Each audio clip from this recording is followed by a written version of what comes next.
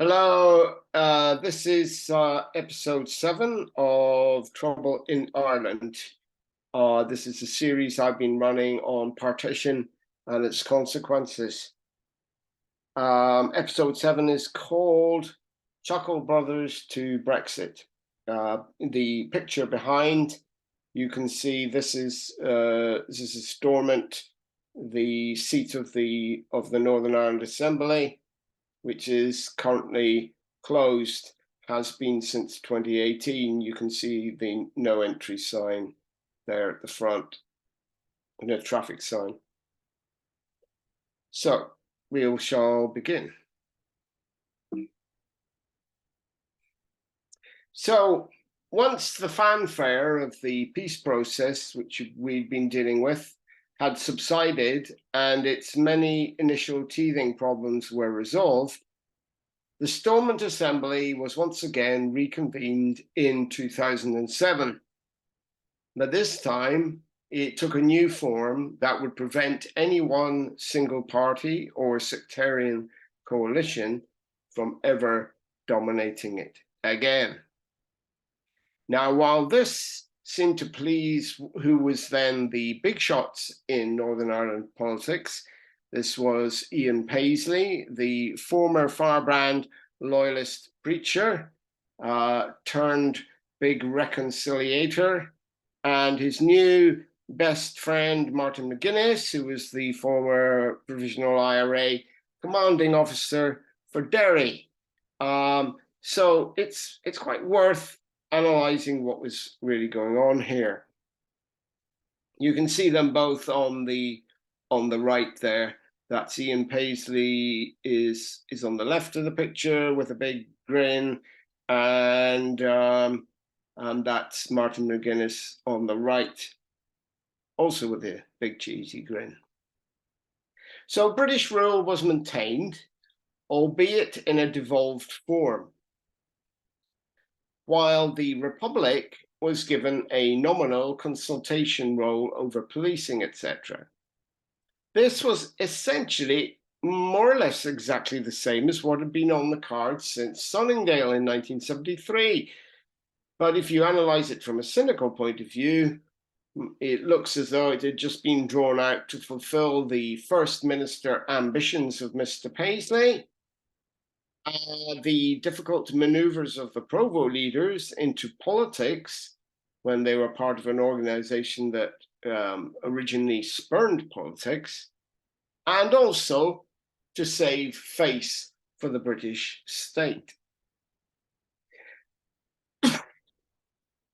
Dark humour is endemic in Northern Ireland's local street talk.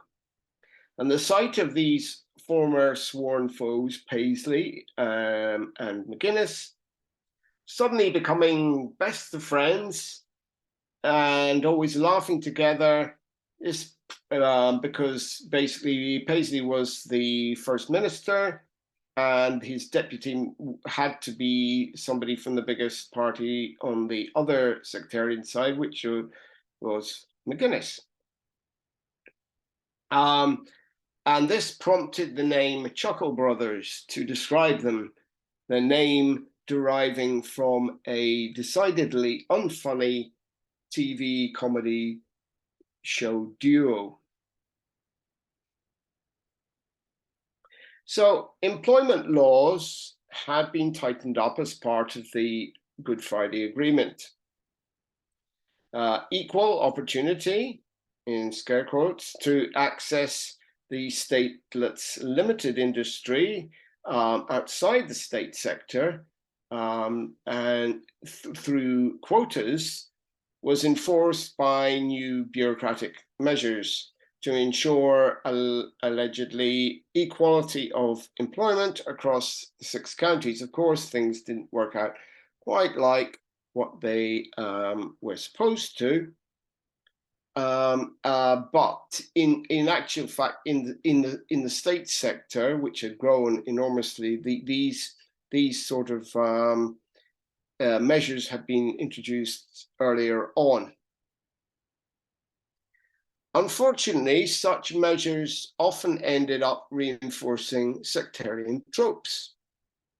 as each identity could then perceive the new liberalized equal competition in its own identitarian light. So it doesn't really get away, this is what I mean by this, is it doesn't really get away from the fact that the economy is in general depressed in the statelets. So say if there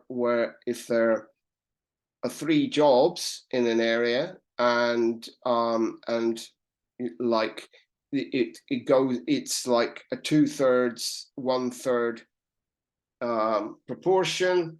Then, as long as 2 Protestants get the job and 1 Catholic gets a job, then that's okay according to the quotas, you see. But in terms of general people, they would interpret that slightly differently. They would the Catholics would think that that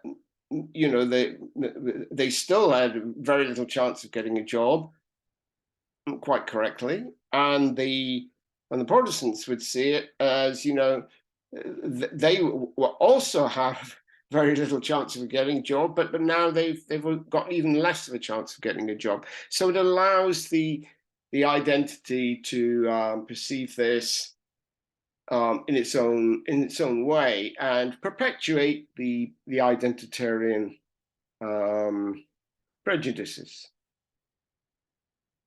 The security for services also had been given a new coat of paint. Literally, in the case of the new non-sectarian police force, the PSNI, that's Police Service of Northern Ireland. They were originally going to call themselves the Northern Ireland Police Service, which would be the NIPS. That didn't sound too good, so they changed it to PSNI. And it also has identity quotas. They've never come up to what they're supposed to be. These identity quotas, I think the current rate is about 75% Protestant. Now the population is about 50-50 at the moment, if you're going to do a sectarian head count in the statelet. And the best they've ever been able to achieve, I think at one point, was around about 65% Protestant, 65-70% Protestant. It's now creeping up again to 75, and a lot of the Catholics have been brought in from outside to again, as far as quotas are concerned, it looks good because there's more Catholics, but in fact, ones that have come in from outside, so ones that either usually come from Britain or even from the Irish Republic. And where the grey armoured cars of the old RUC, that's the Royal Ulster Constabulary, the former police service, they were from now on to be known on the street as ice cream vans. You can see on the picture on the left why someone might come to this conclusion, because that's exactly what they look like. But all they are the same old armoured cars, this time with a coat of white paint. And body armour and handguns would continue to be worn, but not rifles and machine guns. British Army presence had been completely withdrawn from the streets and was confined to one army barracks, which is based in Holywood, just outside Belfast. The fortifications and surveillance along the border were slowly dismantled or demolished, while the former UDR, that's the Ulster Defence Regiment, the militia force, which had replaced the B Special Constabulary, it was absorbed into the British Royal Irish Regiment. So it became basically a regular army unit, and it was removed from its local garrison stroke patrol duties altogether. The border with the Republic was reopened for free travel without any checkpoints or roadblocks, because both EU, both the Republic and Northern Ireland were part of the EU. So it didn't matter at that point, because Britain was also part of the EU. Lost in the euphoria of what was undoubtedly a great feeling of freedom was how little change there was to prevent future problems. So advocates of the new state of affairs and the let's balance out our two communities approach like to point to the swanky redevelopments, such as Belfast's Laganside above, the Titanic exhibition, which is really based around the 1990s film, or the main employer in the northeast to museum transformation of the old Harland and Wolff shipyards. What all these grand developments never ask, of course, is what such eye candy actually means to those who've been excluded by this rush for the champagne cocaine neoliberal dream. And of course, it's meant communities are no longer able to afford to live in the center of Belfast. And it's also sort of, as far as the shipyard is concerned and the docks and everything, it's sort of rubbing salt into the wounds of people who've lost their jobs there.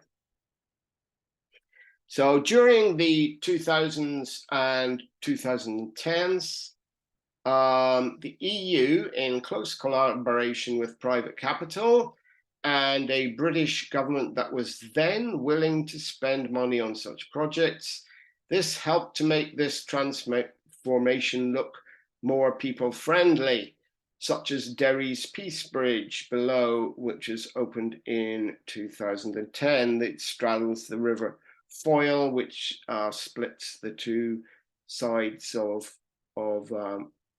Derry, and this is a new bridge. There is another bridge, but this is a new one, which is our walk/cycle bridge. It's not for vehicles.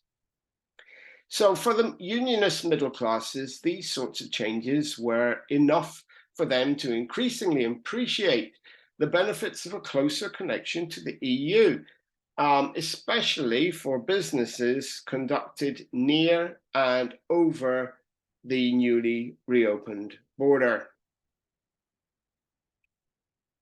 On the streets, however, intermittent bouts of trouble continue to this day, and these are of a nature that can be slotted to fit one sectarian label or the other by the media, without anyone commenting on what these disturbances could indicate beyond the one obvious correlation.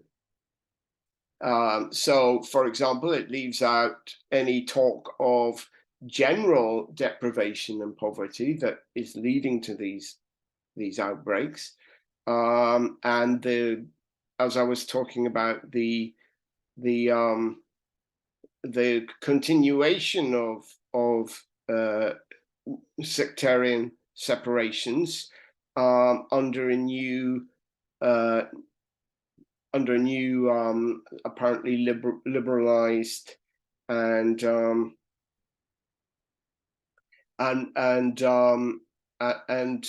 more equal framework. So what these outbreaks serve to remind us is that the neo-colonial nature of the statelet is unresolved. So therefore, disaffected working class communities have only the same old identitarian way of expressing their discontent, because they're isolated from each other.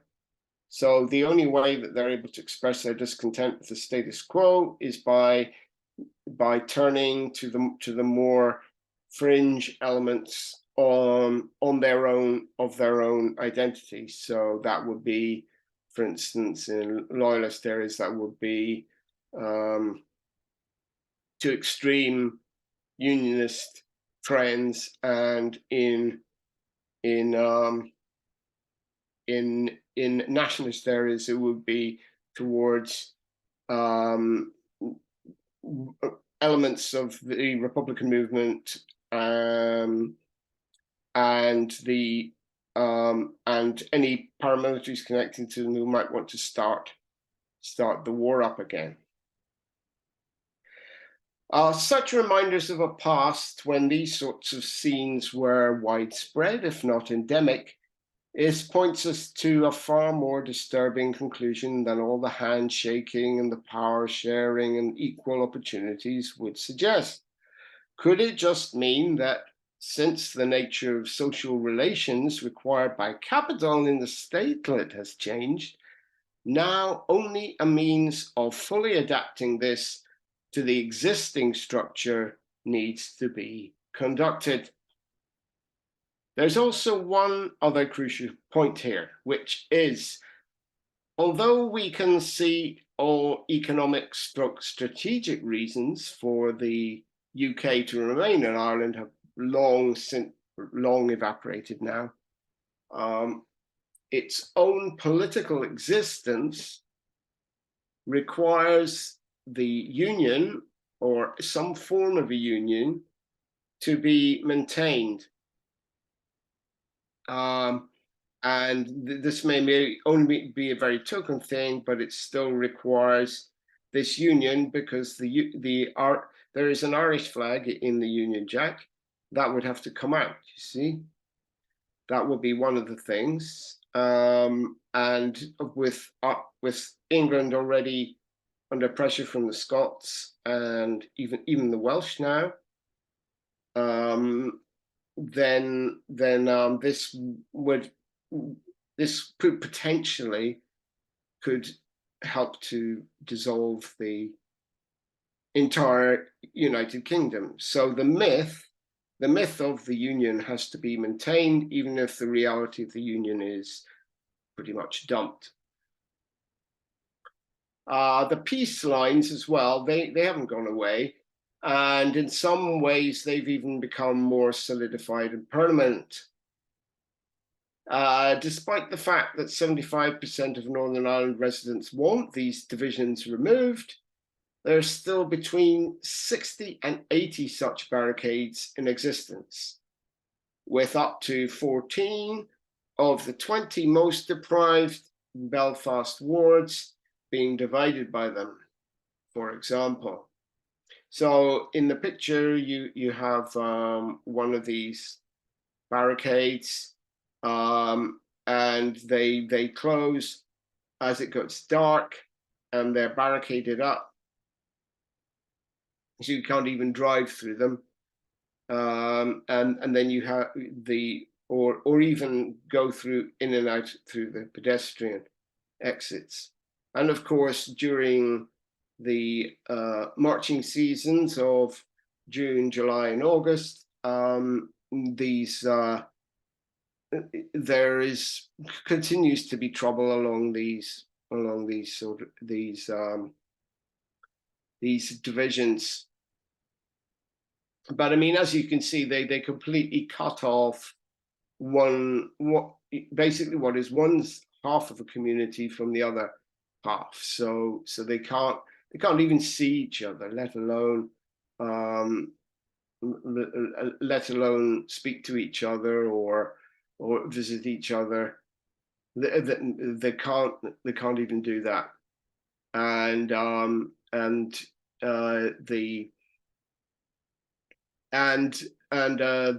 whereas before there might have been a little bit of barbed wire and some maybe a couple of soldiers running back, whatever, the on duty, now it's like this. It's like sheet metal that goes up to about 20, 30 feet or more in the air. And then there's barbed wire on top of that. So we're going to shift our focus to the Republic for a bit. So in the Republic, the extravagance of projects such as the development of Dublin's docklands, if you remember, we were talking about the Celtic Tiger in the last episode, these disguise the reality that although Ireland's capital, city, and infrastructure has benefited hugely in recent decades from generous EU investments, the country's increased standard of living is still dependent. But this time, the dependency, instead of being on markets in Britain, it's now dependent on EU or US high-tech finance companies attracted by the very low tax rate that's prevalent in the Republic. Hand in claw with the neoliberal Celtic Tiger has reappeared at the bottom end of society, vast increases in wealth disparity, homelessness, and squalor, indicating some uncomfortable truisms about Ireland's self-proclaimed economic miracle. Yes, Dublin has certainly been transformed into a modern European city, and we can see some of this ripple-on effect in places like Cork and Limerick. But at what cost? And you can just have a look at what that cost might be below, in the picture below, that is. Of interest, however, are signs of new social developments in the Republic aimed to arrest or overthrow the attacks on popular rights made by corporations and their compliant stroke corrupt TD, that's Doyle, or an equivalent of MP, allies in the Doyle, which is the name of the Irish Parliament.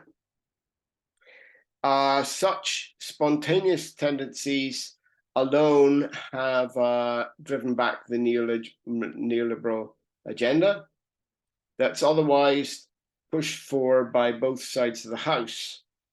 That's both sides of the Doyle there. Neither of these parties are normal right-left parties, but both originate in different sides in the 1920s Civil War. However, it wouldn't really matter too much because we can see the same tendency is gathering strength right across Europe. So we have something similar in Germany and France and Britain and Italy and various other places. Spain. Principal amongst these to date, that is the social movements, has been the Right to Water campaign. You can see a picture of that on the left. This movement gained unprecedented levels of public support and succeeded in scuppering meter privatization of water by a Fine Gael stroke Labour administration in the 2014 to 17 period. Although this was by far the largest and noisiest manifestation of the phenomenon yet, the origins of the struggle can be traced back through the 1990s to the 1970s. This was the first time it happened. Then they had another go in the 1990s. But this is the biggest demonstration yet. And there was lots of resistance all over. They tried to introduce it, and they eventually gave up. So this shows that there is a general level of resistance to the changes being brought in by neoliberalism. And this is huge potential. If you can see in the picture, you can see there's a few banners which look the same, or placards which look the same, and they are ones produced by Sinn Féin. You can see what that they have the words Sinn Féin written on them along the bottom. We reject water charges. So some people are carrying those. Doesn't necessarily mean that they're members of Sinn Féin, though they might be. What it means is that it's a bit like what Trotskyist groups used to do. They used to mass produce placards and stand by a demonstration that was planned, and then they would hand them out to people. And then so if you picked up one, you'd have to also serve as an advertising beacon for the party concerned. So it's quite strange to see Sinn Féin using basically Trotskyist tactics, but maybe that's all par for the course.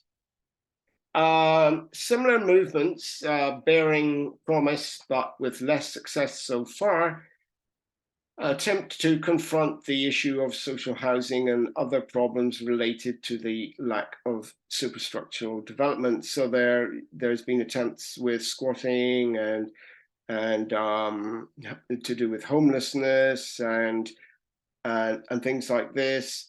And also a lot of ecological concerns have been raised in this fashion. They've been less successful, but they have had an impact. And who knows what the next big one will be. It's hard to describe the dramatic change in civil liberties that's taken place across the Republic since the fall of the Catholic Church from its pedestal in the 1980s to 90s. And this has been on a level and scale that one might even call revolutionary. So Ireland, in terms of its gender and sexuality issues, has firmly said goodbye to the old repressions. These are virtually gone completely right across the island, with contraception and divorce now normalized, and a referendum to permit gay marriage being approved by a comfortable majority in 2015. You can see that that's a picture of the celebration after it was passed. On the right, I think the proportion was at least 2/3 in favor of gay same-sex couples being allowed to marry.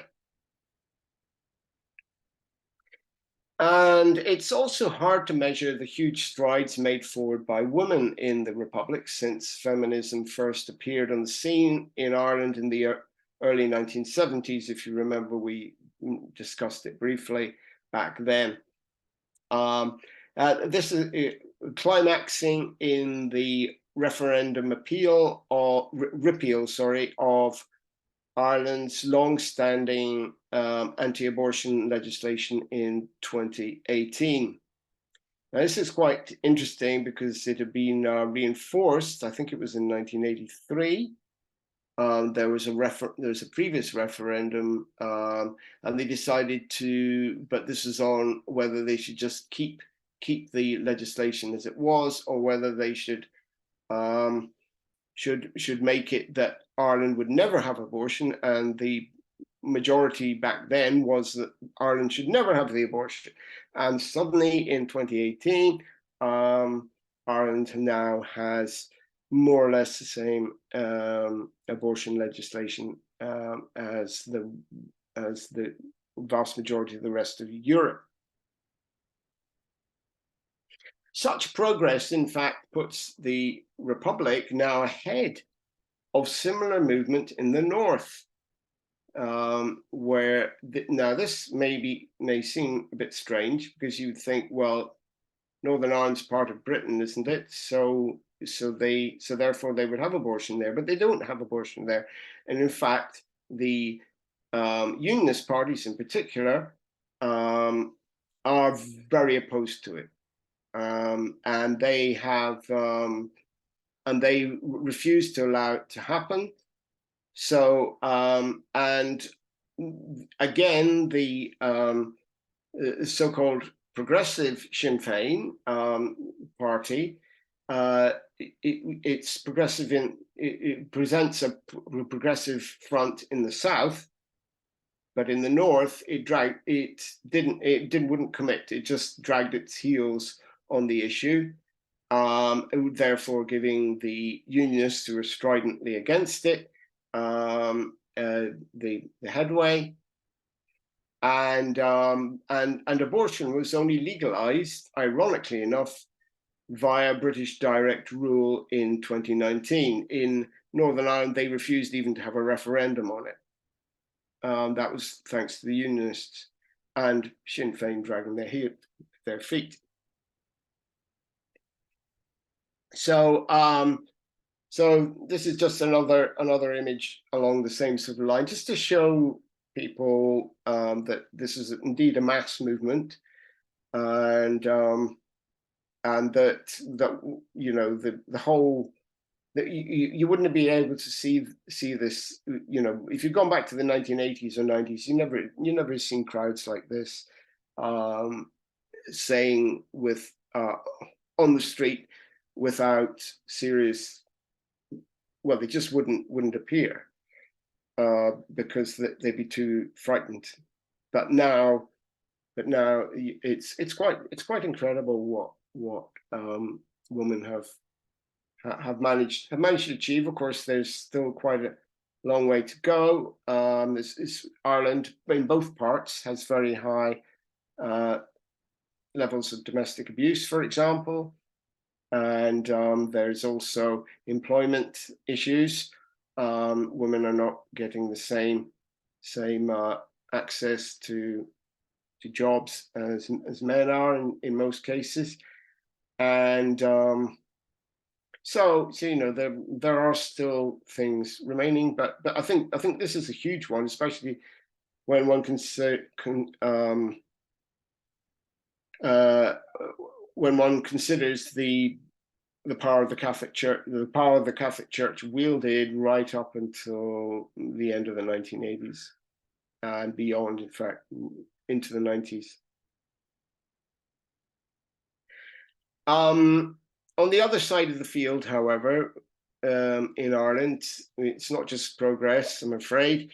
We also have seen the growth of conspiracy theories and anti-vax stroke anti-mask social media in the COVID era. And this has been exploited by new far-right currents as above, which remain, in fact, actually quite small. They've managed to achieve a level of publicity which really outstrips their appeal by quite a big margin. So this is the biggest march that they've managed to achieve so far.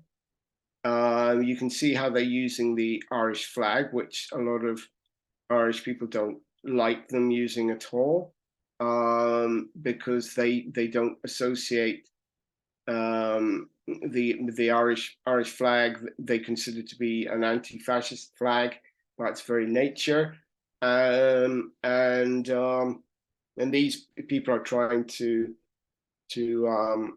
take hold of it for themselves.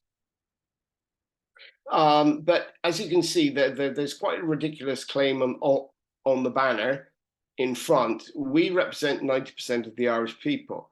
And this was what caught the media eye. So if you see a lot of pictures of this one demonstration, for instance, you will just see the front, and you will just see some heads behind it. You think, oh my God, this demonstration must be enormous. Whereas in fact, there might be 100 to 150 people there, and probably some of them, quite a lot of them, are police.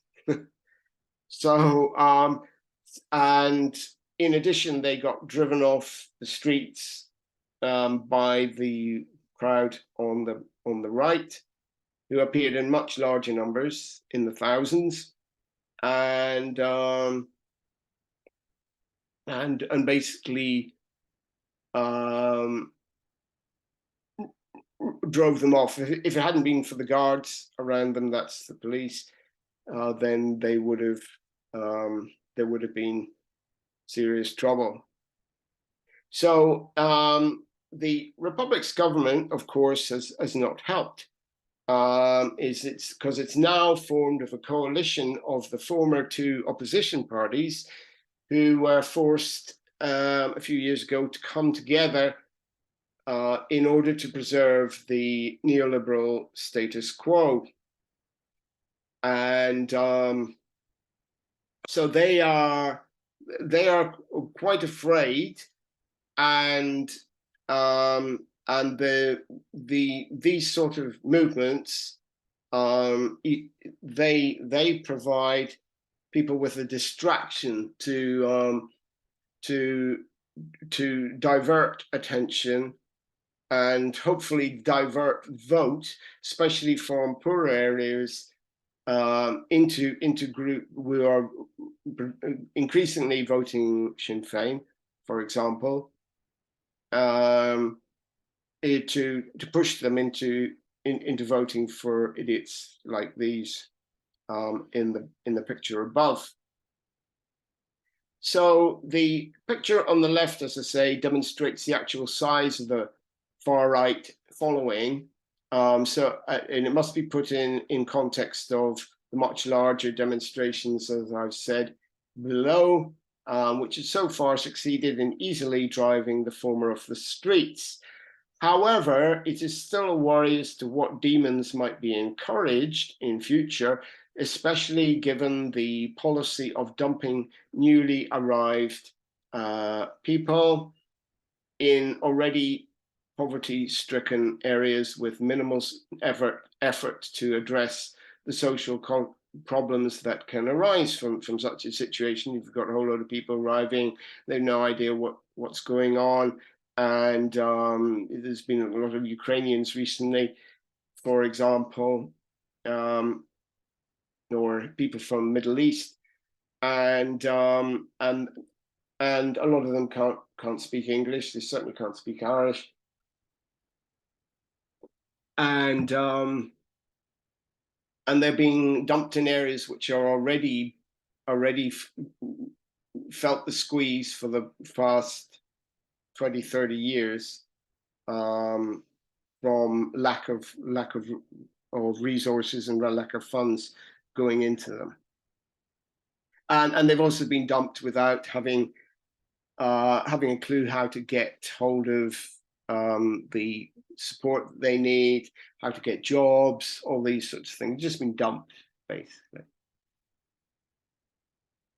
And this is just a wee picture. I wanted to stick on the end just to show that what we talk about here is real people. We're not. It's not just a demographic. It's not just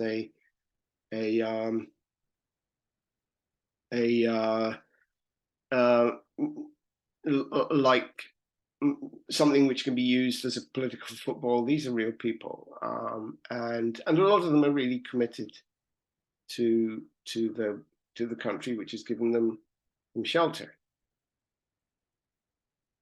So there you go. So we're now going to look at some pictures here. To what extent is a united Ireland now feasible? Well, as explained above, the Unionist position seems to be boxed into a corner. And in many ways, the Republic has reached or even surpassed the northern state in its relative affluence, civil rights, and even its economic status.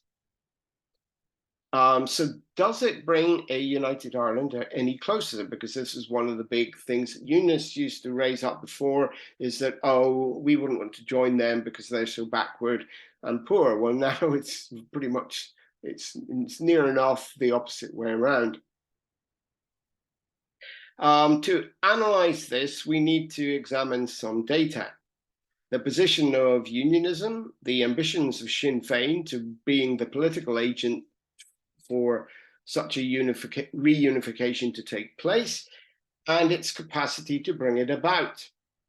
And the wild card as well, we all have to consider, that was thrown into the equation in 2016 to 19 with the UK's Brexit challenge. So on the left, we have an average income distribution diagram in Ireland, which takes into account data from both states, that is both from Northern Ireland and from the Republic. So you can see this is the border of Northern Ireland here, going in this rather strange shape. That's the border, which I'm illustrating with the cursor.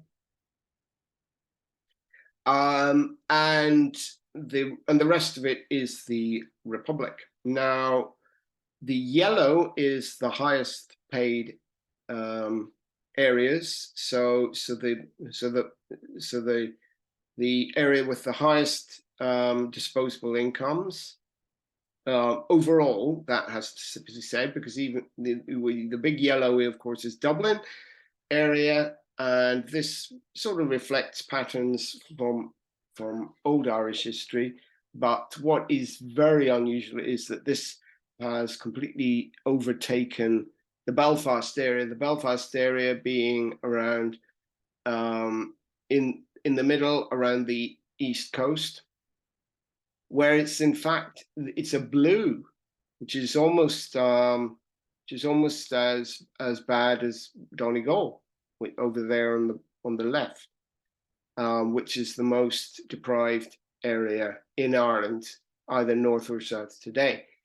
But what is very obvious is that although some of the patterns are repeated, the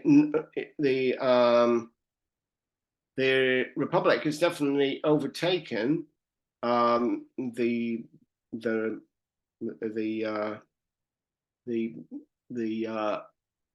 state in the north. And probably one of the main reasons why Donegal is the worst of them all is because it's been cut off by the border. The border doesn't. It only has one road going in and out of it at the bottom from the Republic, and the rest of it is excluded by the border with Northern Ireland, and therefore it has pretty much remained much as it was in the even in, say, the 1970s or 80s. And this is quite unusual because most of the rest of Ireland seems to be, in a sense, catching up, or at least it seems to be overtaking Northern Ireland.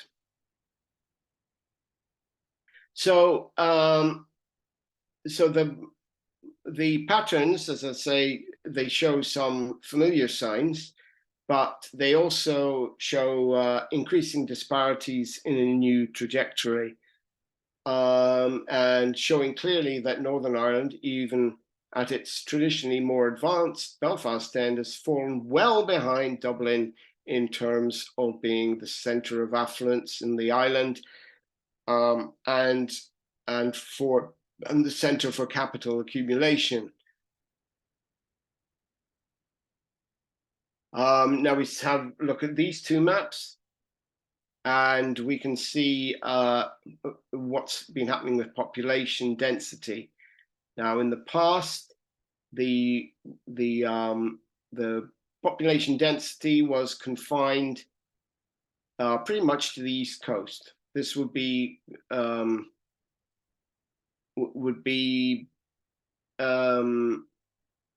this would fit with its former dependency on Britain.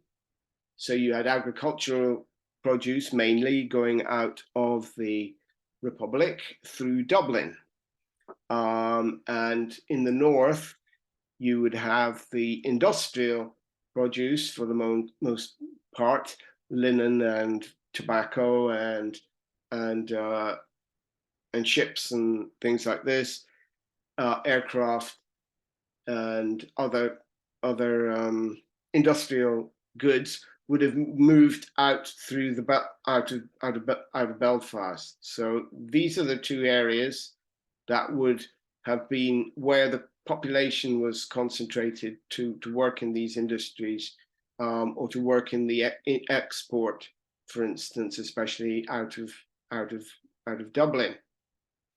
You can see that this has started to change quite a bit, because with these new companies coming in, doesn't matter where they locate, and some of them have been located to Galway, for instance, and some have been relocated to Cork and to Limerick, Athlone region, and Kilkenny region, and Waterford, and Sligo even, and Dundalk. And this is quite unusual. In Irish terms, because previously wherever there was pretty much the only main concentrated area of population was Dublin. If you look at the map of Northern Ireland at the top there, you can see that now this one isn't quite so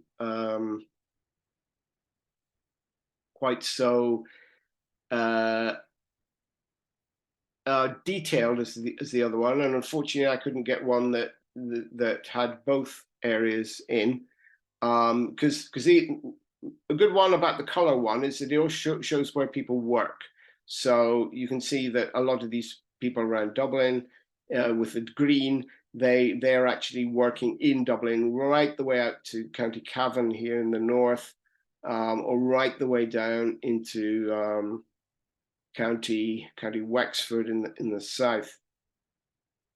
And they're still working in the Dublin area, and similarly you got similar phenomenon existing elsewhere.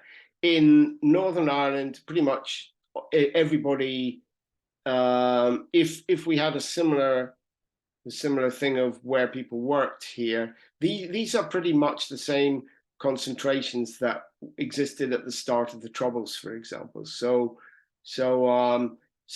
there was the big concentration in the Lagan Valley, around Belfast, and as maybe as far down as Craigavon, Portadown, these sort of regions, and then a little bit of a concentration around about Derry, and that was pretty much it. And it's pretty much stayed the same.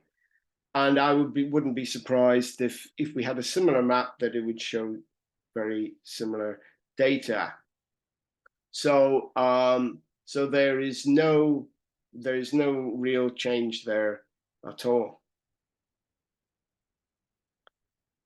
Whereas in the Republic, you can see, as we've just been talking about, there are several alternative nexuses of population concentration.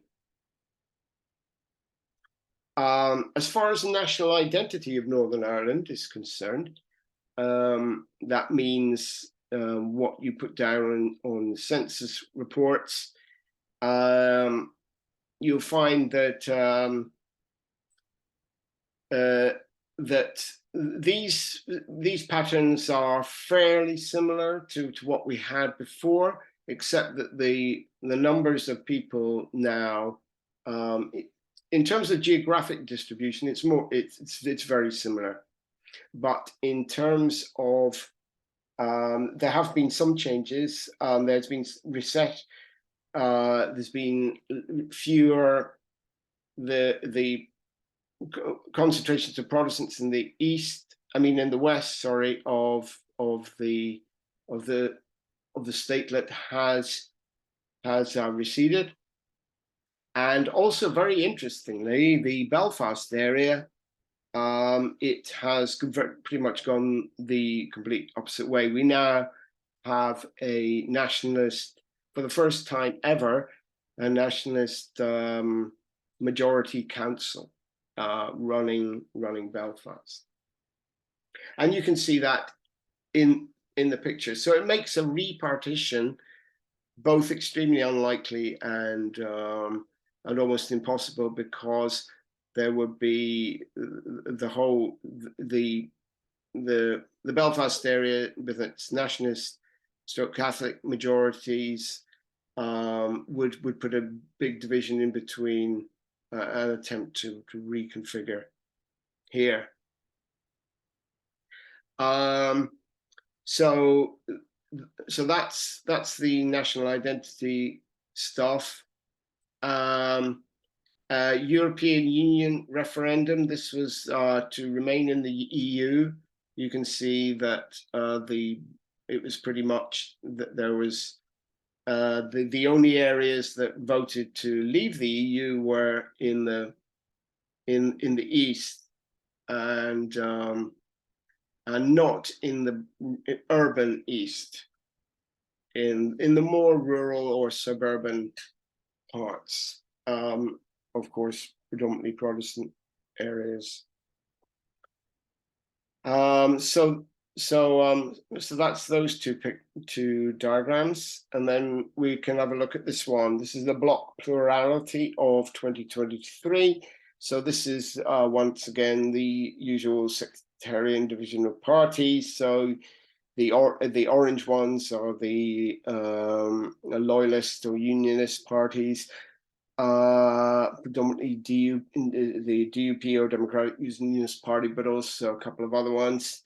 And the green is predominantly Sinn Féin, but also a couple of other ones with them that are Catholic stroke nationalist parties.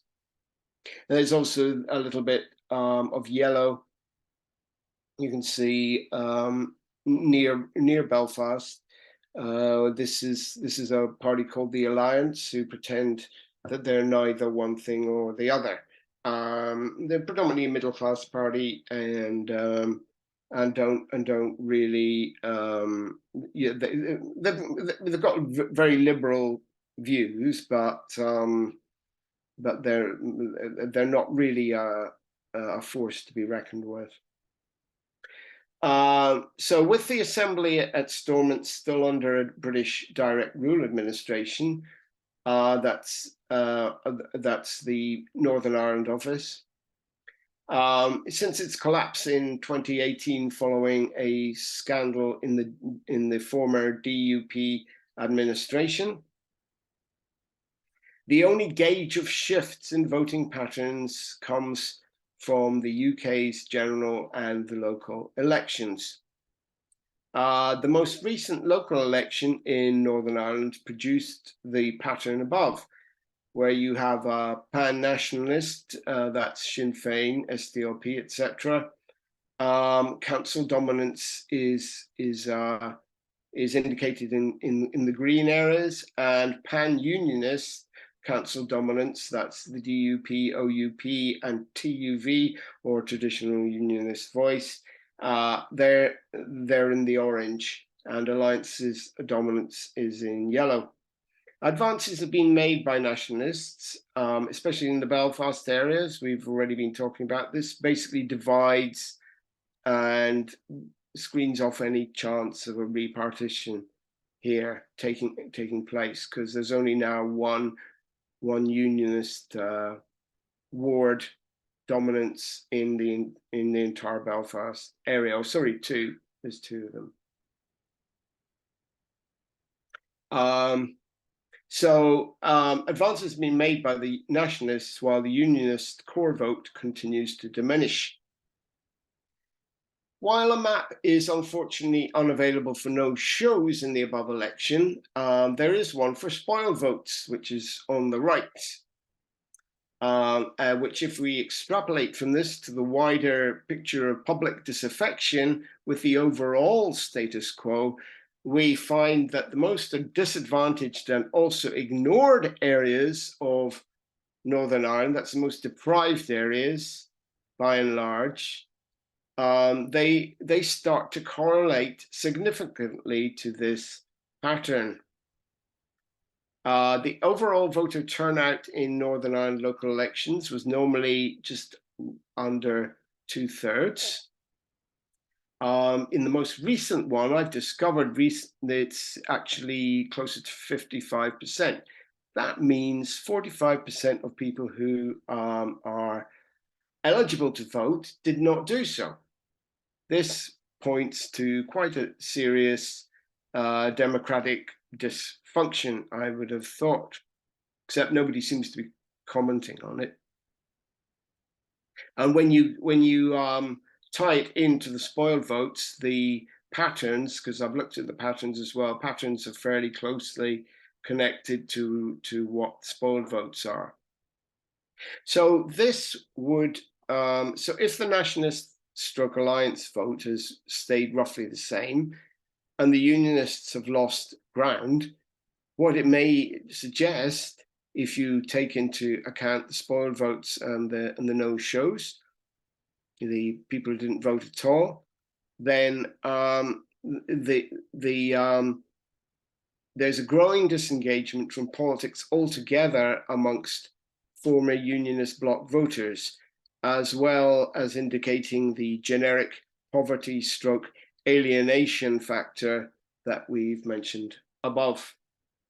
So there you have it. You have quite a big deprivation area here in South Armagh. That's probably the heaviest of people who spoiled their votes, and parts of Derry, like Bogside and Brandywell, Cregan. Those are quite heavy. Parts of Belfast, particularly loyalist areas in Belfast. So you do have patterns here, which are, and the Larne area again in County Antrim, again a loyalist area. Newtonards similarly. So these are related to poverty stroke alienation, I think, rather than them being sectarian things. So we're now going to discuss Ulster Unionism. So Ulster Unionism seems to be lost since its halcyon days of Ian Paisley as the leader of the Assembly. His successors have been increasingly, and that's in the DUP party, they've been increasingly dour and or inept, especially Peter Robinson. He was probably about the worst, but his successor, she turned a blind eye to a lot of corruption, and that made for her. And there's a current one. He's terrible as well. So all this reflects is a wider crisis within a political position whose time is receding, and where the cracks can no longer be covered over. Their increasing irrelevance at Westminster is underlined by the fact that on the only occasion for a very long time that they were instrumental in crowning a Tory government, something they used to do quite frequently in the past, but they have never been able to do since, was their last time was with Theresa May's minority government in the UK, in Westminster. But after leaving her into power, they were immediately marginalised and they were ignored thereafter. There have been many cultural creations to create a new identity for loyalists, such as Ulster Scots, but these failed to fill the search for a new identity. These things crop up every now and again, and then they sink back into obscurity, and the Ulster Scots one is one that's pretty much on its way out, even though a few years ago it was doing quite well. And it leads to a situation where today an interest in Gaelic athletics and the Irish language is starting to burgeon even in loyalist heartlands such as East Belfast. And there's obviously a movement here to actually recognise their Irish identity, and to you can see that they've actually joined the Gaelic Athletic Association, which is an all-Ireland organisation and which play Gaelic games such as hurling and Gaelic football and camogie, and and you can see this is one of the two clubs, I think, that exist in East Belfast now, which are part of this. And they even have the Lechela, which means together, on their logo is on the logo, as I say, along with together and the Gither, which is the Ulster Scots equivalent. So this is quite interesting, because it's showing that away from the posturings of Unionist leaders and Unionist politicians, something really quite fundamental and grassroots is happening within former loyalist or at least Protestant communities, who are starting to think differently and starting to move away in a certain, at least in a not in a political way, but in a cultural way. They're starting to move away from the former we're British type approach. The Protestant working class community has, however, not yet produced any leaders on the left capable of shifting this ground and moving it away from the past. David Irvine of the Progressive Unionist Party, that's PUP, he came closest, perhaps, but he's dead now, and his vision of a new focus on class alongside left elements in Sinn Féin it was quickly isolated even in his own party, and the party which he led is now a shadow of its former self. In fact, it's pretty much indistinguishable from the other Unionist parties, and that's why it's dwindled away to nothing. The position of Irish nationalism, on the other hand, appears, at least at face value, to be much more secure, and is also advancing thanks largely to Sinn Féin's growing successes on both sides of the border over the past 2 to 3 decades. We can rule out the dwindling north-only Social Democratic Labour Party, or SDLP, as a candidate for achieving unity, a nationalist party, and likewise the south-only Fine Gael and Fianna Fáil parties in this game, as it is now in their interests, or at least the latter two, its interests, to retain partition as much as it is for Unionists. And not only this, but their historical rivalry was recently trumped by a joint need to keep Sinn Féin out of taking office in a dreaded left coalition government of the 26 counties. This is why they formed a coalition, was to keep them out, to prevent this taking place. It looked as though it might even take place the last time if they hadn't joined together. But it could happen in the future. There's election due, I think, in the next 1 or 2 years, and that could end up with this situation emerging again, despite the fact that they formed a coalition, and their coalition could start to fall apart, or at least would their vote basis would shrink of both of the major parties. So what of Sinn Féin? Viewed from a purely political point of view, life's never been rosier. They are currently the largest party bloc in the Northern Ireland Assembly and poised to take power there.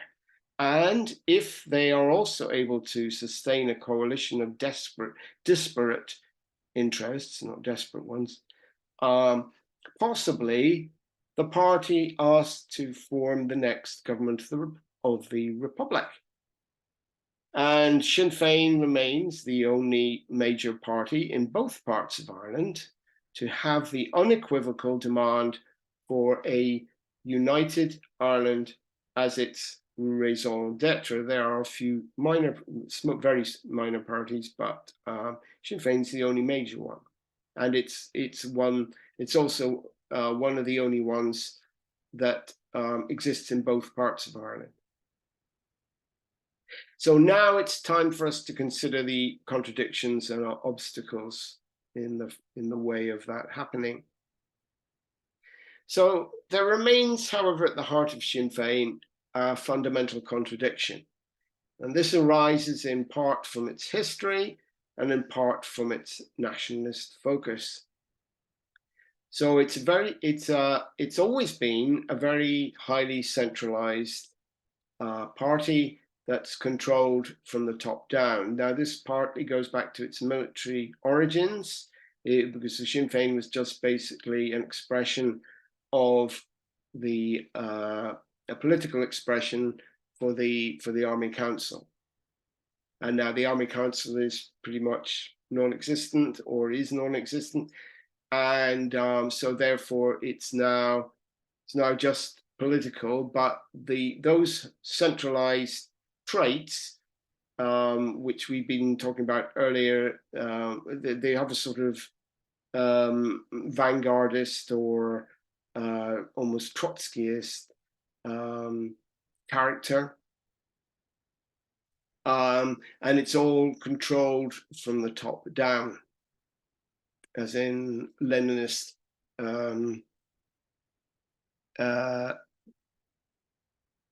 what Lenin would have called democratic centralism, but this being primarily a nationalist party, not a Marxist party.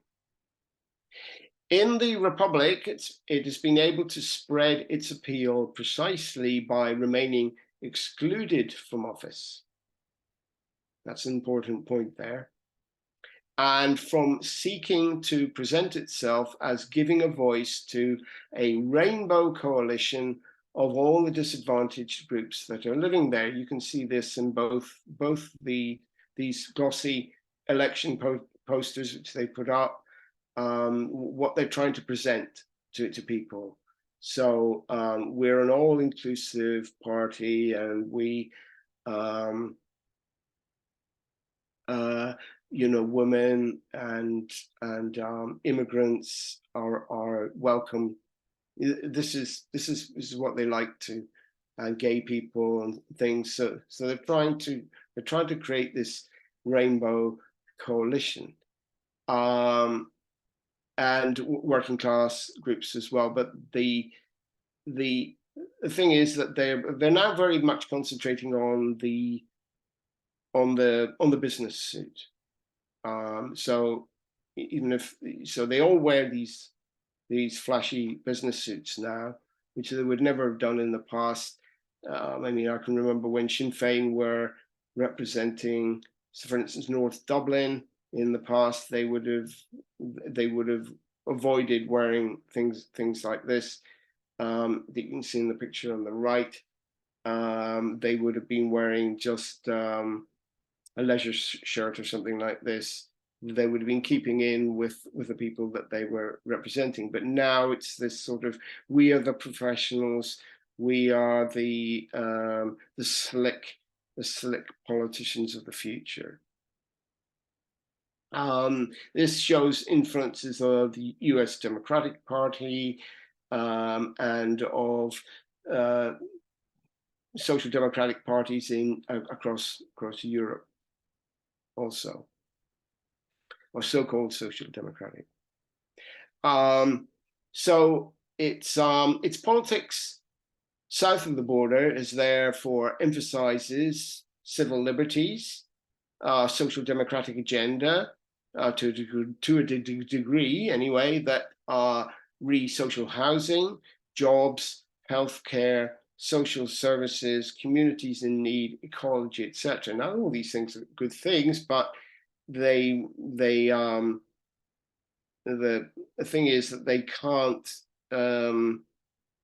that they've never been tried in office and see whether they actually come up with the goods or they don't. North of the border, however, they certainly haven't really come up with the goods, except in a sectarian sense. So the focus in the North is on a pan-nationalist class alliance. And this is never entirely absent even in the South, I have to add, but it's very strong in the North. So class politics that's working class politics becomes very low in the list of priorities. What they're aiming at is a pan-nationalist class alliance up north. And this is also where Sinn Féin's equivocations in the assembly and over social policies have contributed to a level of disenchantment in its former core areas of support, which were working class areas. And here, there's no place for the voters to turn unless they just stop voting, which we've already looked at. There's quite a lot of people doing that. Except that they've got no place to turn, as in Unionist working class areas, except to the most intransigent fringes of their own identity, meaning the continuation fringes of the Sinn Féin IRA. Very small, scattered, and fragmented parties. It also makes it impossible to break this strategy. Also makes it impossible to break the British connection, except by riding the ticket of a difficult to achieve before, but much closer now. As I say, the voting is roughly about 50-50, equally nationalist, unionist. But it's a zero-sum game of so-called democratic changes, or to put it more bluntly, a sectarian headcount. So how does all this work going forward? That's a rhetorical question. That's for you to answer yourselves. So the spanner in the works at the moment for everybody's local ambitions is the UK's 2019 decision to follow through on the narrowly passed 2016 referendum that approved of Brexit, largely through the astute Tory manipulation of a media-promoted populist agenda, or populist circus, I would call it, really. This little England nationalist focus created an immediate crisis over the Northern Ireland Protocol, not surprisingly, because they had this the agreement that was signed in 1998. That meant that there was going to be now free flow from the Republic into Northern Ireland and back again. And this has all been upset now by Brexit because they don't know where to put the border.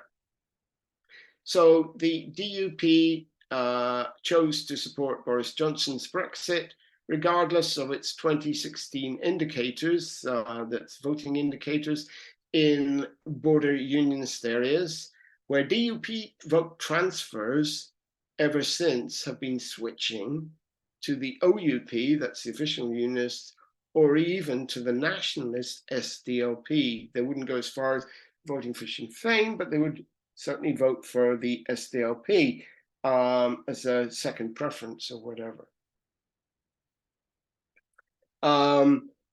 Because simply, you know, they're as much dependent on the border being kept open as everybody else is.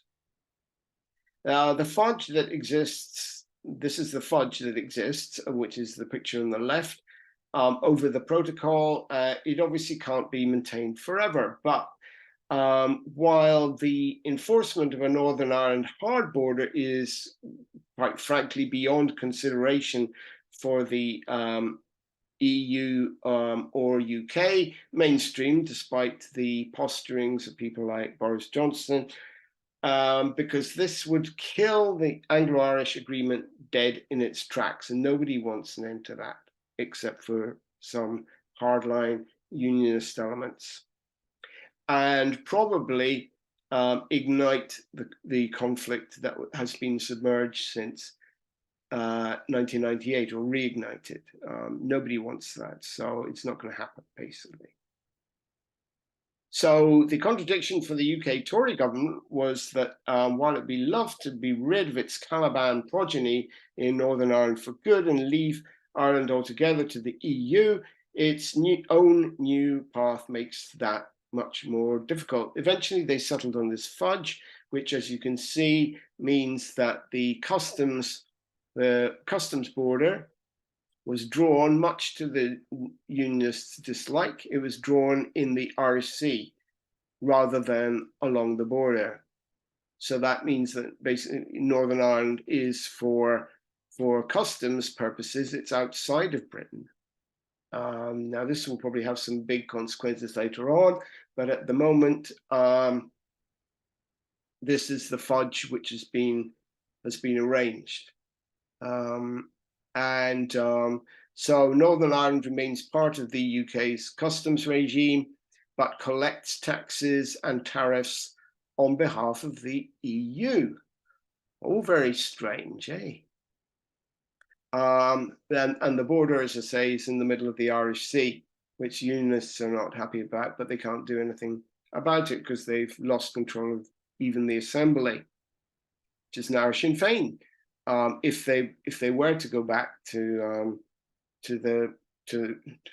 Stormont, there would be a Sinn Féin administration of Northern Ireland, which would be quite amusing. All right. So while fantasies of breaking free of 1998's Good Friday Agreement may have temporarily energized loyalist extremists that you can see in the picture above, according to them, Northern Ireland Protocol makes Belfast Agreement null and void.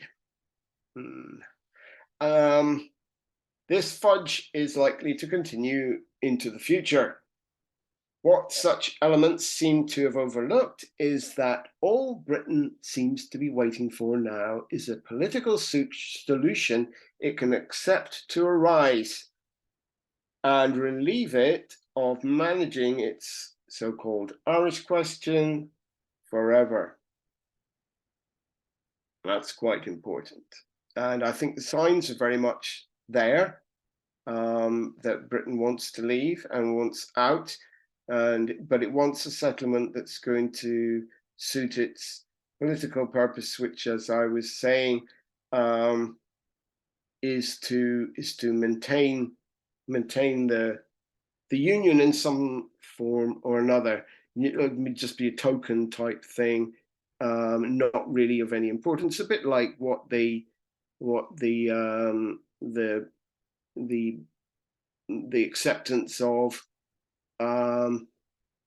the British monarch as the head of state in 1922 was. It was one which which didn't really mean anything, and nobody really took it seriously. And it was dispensed with a few years later, but it was required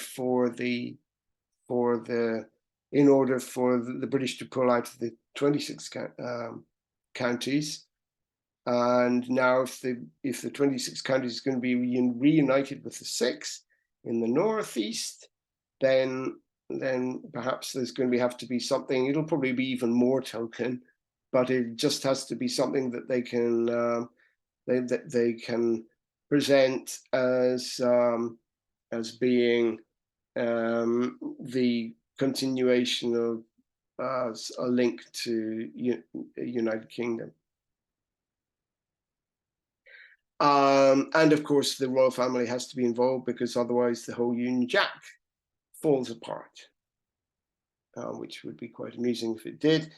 But so far it hasn't happened. And they're trying to delay that day as much as possible. So ironically, it's starting to look most like a conveniently remolded Sinn Féin holding a mandate north and south, which might happen in the near future, might be the partner that would make this possible. A big challenge to Sinn Féin in that scenario would be how to manage such a transition. As we've already mentioned, it may even involve some sort of very nominal acknowledgement of the British monarchy over Ireland. I think we possibly even have some signs of that. Some Sinn Féin people have been seen to been shaking hands with British royalty, and they went across to the crowning of King Charles III in Westminster very recently. Why they did that, and they didn't attend English Republican demonstrations that were being beaten off the streets by the police, I don't know. But this is one of the things that could be going on in the background, which we won't be aware of as yet, but I think could well be going on. But going forward, Sinn Féin will have to maintain its contradictory commitments. So on one level, it has a commitment, at least in the 26 counties, to social transformation. And this will be a non-starter in both Brussels and London, unfortunately. And on the other, it has its commitment, which it's always kept with, at least in fiction, to the Irish Republic of the 1916 proclamation, which was a 32 county with quite a lot of progressive measures, which haven't even been passed to this day. So history tells us something will have to give. And in a worst case scenario, it may just, what emerges out of it may just simply repeat the fudge of 1921 to 22. That was the Irish Free State in Northern Ireland, only this time reunited, but just repeating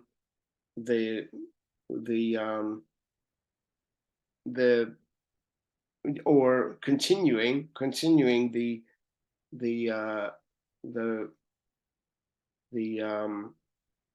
situation, but at a higher level. So in the bottom picture there, you have this is what went up shortly after the vote in Britain to vote to go for Brexit. Then these sort of posters started to emerge. No EU frontier in Ireland, no hard border, respect the Remain vote, border communities against Brexit. The majority of people in Northern Ireland, by the way, voted against Brexit. So this is, Sinn Féin probably got their hands in it as well, but it's a general thing. People people didn't, along the border, didn't want it.